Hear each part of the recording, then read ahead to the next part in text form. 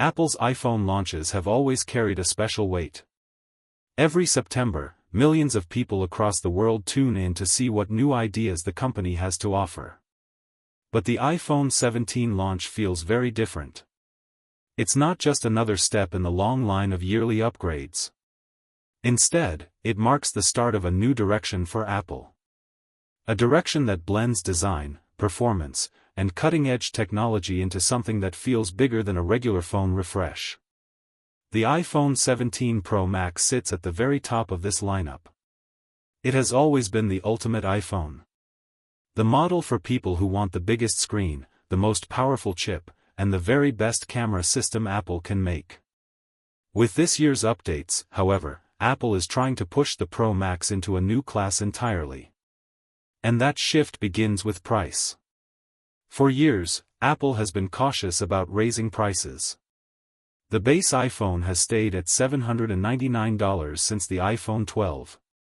That's a long stretch without an increase, especially when you consider inflation, supply chain issues, and rising costs for advanced technology.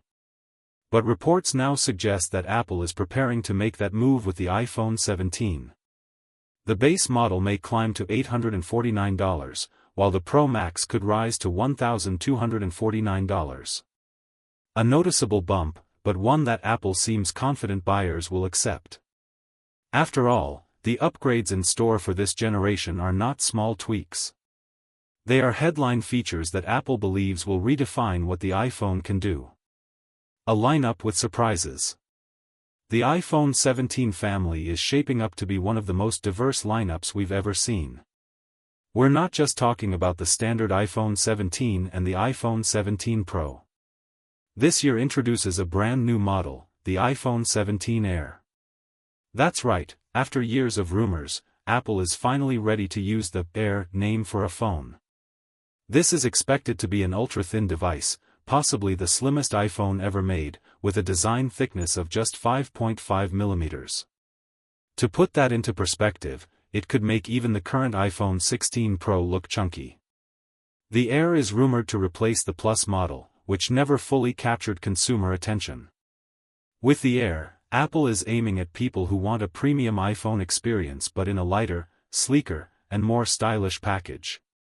Of course, going thin means sacrifices, and battery size is likely the biggest. But Apple's new silicon-carbon battery technology may help offset those limits by packing more energy into smaller cells.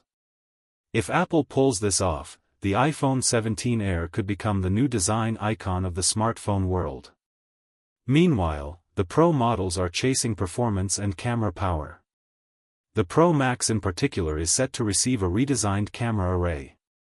Instead of the familiar square bump in the corner, Apple may stretch the array across the back of the phone in a rectangular bar, similar to what we see on Google's Pixel line. Inside that bar, a new 48MP telephoto lens is expected to join the already powerful system.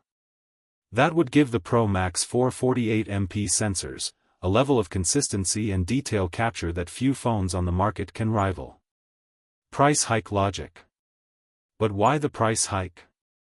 The truth is, these upgrades cost money. The move to new camera sensors, the development of the A19 Pro chip, and the introduction of thinner yet more durable designs all push Apple's costs higher. It makes sense that some of those costs will be passed on to customers. The base iPhone 17 is expected to cost $849, up from $799.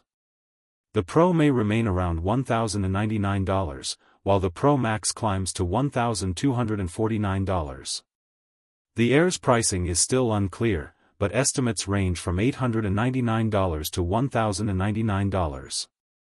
That places it directly between the regular iPhone 17 and the Pro, which feels intentional.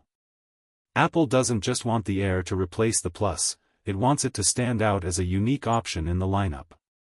Of course, higher prices mean higher expectations. Customers will want to know what justifies the added cost. And Apple seems ready to answer with a series of innovations. The heart of the iPhone 17, a 19 chipset. Every year, Apple's chips set the tone for the smartphone industry. Competitors like Qualcomm and Samsung often find themselves chasing Apple's lead. With the iPhone 17, we're moving into the era of the A19 system-on-chip. Built on TSMC's third-generation 3nm process, the A19 promises both improved performance and greater efficiency. For the Pro models, the A19 Pro version will take things even further.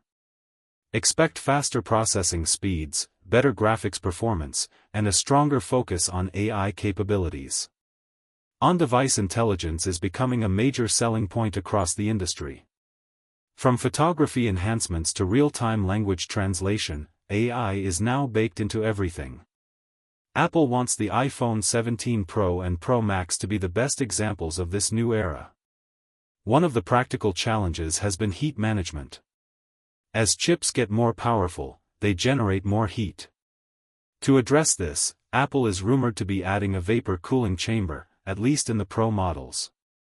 This could mean sustained high performance during gaming, video editing, or other intensive tasks without the thermal throttling that slows down older devices. The base iPhone May 17 stick with the A18 chip, creating a clear performance gap between regular and Pro models. This strategy helps Apple keep the entry price somewhat lower, while giving enthusiasts a strong reason to spend more for the Pro line. The new Air model, design revolution. The iPhone 17 Air deserves its own attention because it could mark a bold shift in Apple's design philosophy. At just 5.5 mm thick, it would be the thinnest iPhone in history. That's thinner than almost any major flagship phone on the market today. The Air is rumored to feature a 6.6-inch display, run on the A19 chip, and offer a sleek single-camera design on the back. Now, some people might worry that a single rear camera feels like a downgrade. But remember, Apple has been using computational photography to do more with less for years.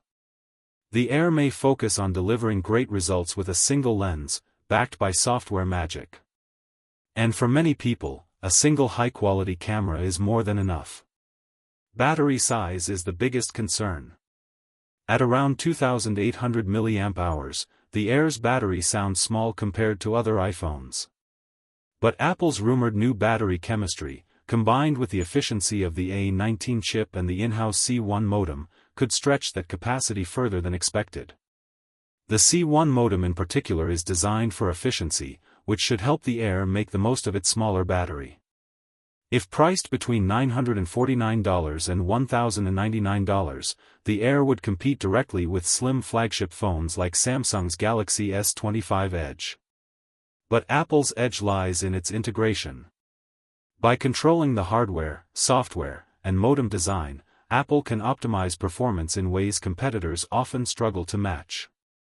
Camera upgrades, Pro Max power. Now let's focus on the Pro Max camera system. Apple has built its reputation on delivering some of the best smartphone cameras in the world. But in recent years, competitors like Samsung and Google have been pushing hard with advanced zoom systems and computational photography. The iPhone 17 Pro Max aims to leap forward again. The star of the show will likely be the 48MP telephoto lens. This will join 3 other 48MP sensors, main, ultra-wide, and another telephoto. Together, these 4 sensors create a balanced system that can handle everything from sweeping landscapes to detailed close-ups. Apple's consistency across these sensors could be its biggest advantage. Instead of having one standout camera and 2 weaker ones, the iPhone 17 Pro Max may deliver equally strong results across all lenses. Design-wise, the move to a rectangular camera bar may be controversial. Some people love the clean symmetry of a camera bar, while others prefer the smaller square module. But this change would make the Pro Max instantly recognizable, setting it apart from earlier models. It also allows Apple more space to spread out the components, potentially improving thermal management and reducing lens flare issues. Zoom performance is still a question mark. Early reports suggest that the new telephoto lens may only offer 3.5x optical zoom, less than the 5x found in the iPhone 16 Pro. That would be a step backward on paper, but Apple may be compensating with higher resolution sensors and advanced digital zoom algorithms. It's too early to judge, but Apple rarely makes changes without a strategy.